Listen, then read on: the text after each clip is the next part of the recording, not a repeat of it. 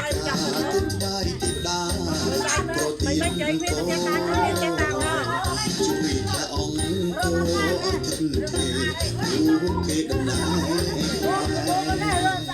ស្រណំរំដួ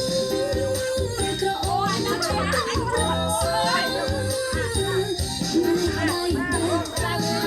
ឈប់អរសម័យប្រសើរអង្គជន់ជ្រៀងបន្តរំលឹងខាពេលខ្លួនកិនចាអូនទៅចាំតែបង